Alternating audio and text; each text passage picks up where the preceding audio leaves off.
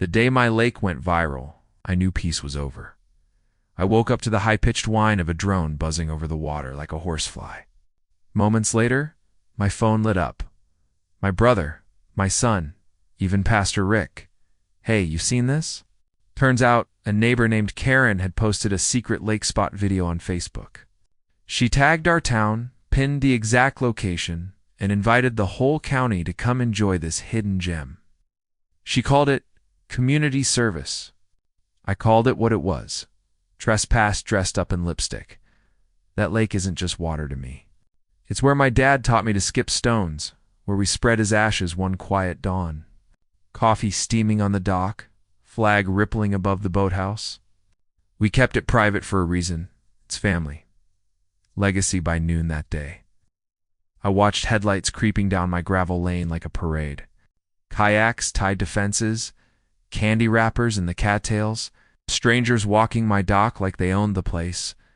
I stayed calm at first. I asked the first guy to leave. He laughed. "Karen said it's public," he smirked, showing me his phone. I looked him dead in the eye and said the 3 words my dad taught me: "Not your land." Deputy Ross showed up after a while. Knew me, knew my dad. He read the "no trespassing" signs out loud like a teacher calling roll. Folks left grumbling, but they left. For one day, peace returned. Then Karen doubled down. She posted again calling me the old man gatekeeping nature. "Everyone's welcome," she said. "We pay HOA dues for a reason." She filmed herself at the far end of my shore, panning the lake like a real estate ad. Hundreds of comments, thousands of views, because people love a villain, especially one they never have to meet. That evening, my daughter came running. Strangers were grilling on our ramp. Beer cans lined the rail like trophies. Someone was blasting country music loud enough to scare the herons off the water. That slow burn behind my eyes. That was it. That's when you either say something you regret or do something you won't.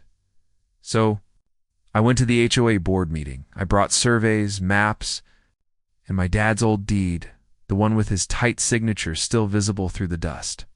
I laid it all out. The lake sits inside my parcel, and 2 others know, under HOA control. Karen just smiled, that tight, polite smile.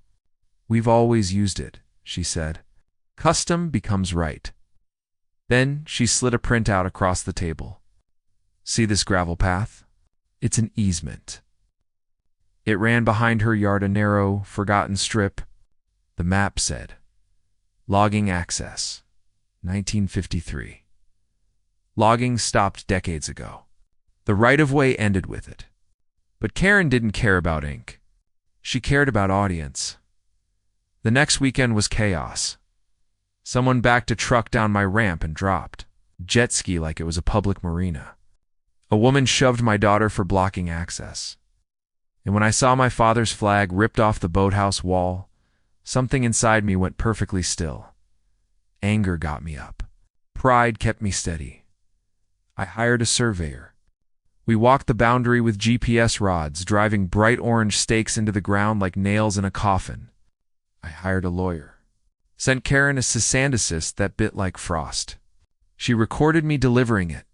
"Smile for my followers," she sang. I didn't smile. "Now you're noticed," I said quietly. "And now you're warned." Deputy Ross started writing tickets. It helped until it didn't. People treated the fines like parking meters.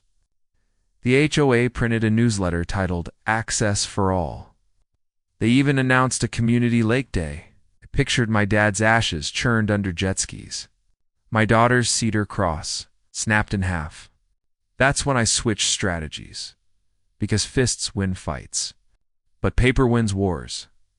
I spent a week at the county records office, my kind of church. Smells like dust, ink, and old promises. And there it was, the forgotten logging strip. Owned not by Karen, not by the HOA, but by a retired logger named Mr. Whitaker, age 91. I called him, told him who I was, told him about my dad. He remembered. "Your old man saved my saw once in '78. he chuckled. Then he said, "Son, that strip's nothing but ticks and trouble. You want it?" I said yes. We shook hands over pie at his daughter's kitchen table. A week later, I owned that strip. New signs. New gate. Legal. Clean. Quiet. Then I waited Saturday morning. Karen marched down with a folding table, a sign-up sheet, and a Bluetooth speaker. She stopped dead at the gate. Read the sign, private property, nitrogen monoxide, through a CCESS easement revoked. Her phone was out before she even blinked. "You can't do this," she yelled. "The HOA will sue you." I kept my voice calm. "Respect the fence, Karen. Respect the lake." She glared. "See you in court." And she did. We stood before a county judge I've fished beside at church cookouts. He read every map, every deed, every note from 1953. Then he looked over his glasses and said, "Ma'am, a Facebook post doesn't make you an owner." He'd fine the HOA for trespass and order them to print a retraction same font. Same headline size. I should have felt victorious. But pride's a tricky thing. Sometimes when you corner a tit bites, Karen went on a smear campaign online, called me a tyrant, posted my driveway, even my daughter's photo. Then life, in its own quiet way, balanced the scales. Karen missed a tax payment on a small, weird-shaped parcel of land she owned outright. The county listed it for auction. That parcel? It touched the old logging path. I drove to the courthouse auction, watched the paddles rise. When the gavel dropped, that triangle was mine.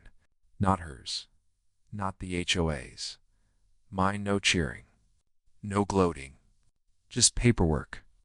That night, I walked the land under moonlight. Laid my hand on a pine that had stood through all of it. The next morning, I built a simple split-rail fence. Nothing fancy. Just a quiet line that said this far and no farther. A month later, I saw the realtor's sign, open house. The HOA sent her a farewell letter. I didn't send a thing. Eventually, I bought her place too. Fair price. No tricks. Just clean hands and a short note. I hope you find peace. Now that house stands as a guest retreat for veterans who need quiet. The lake remains private, shared only with those who respect it. The flag flies again. The loons returned. The cedar cross hangs straight, and every Sunday evening, I sit on that dock with coffee in hand and watch the lights soften over the water. Justice didn't come roaring, it came like dawn. One soft shade at a time. I'm not angry anymore. Not proud either. Just steady. Because I finally understood what my father meant when he said, "Son, land's not about fences. It's about the promise to care for what you're given." Boundaries aren't walls between neighbors, they're the lines that let respect grow. Have you ever faced an HOA like this? Share your story in the comments. I read every one. And if you believe some fights are worth having, hit subscribe and let's stand up together.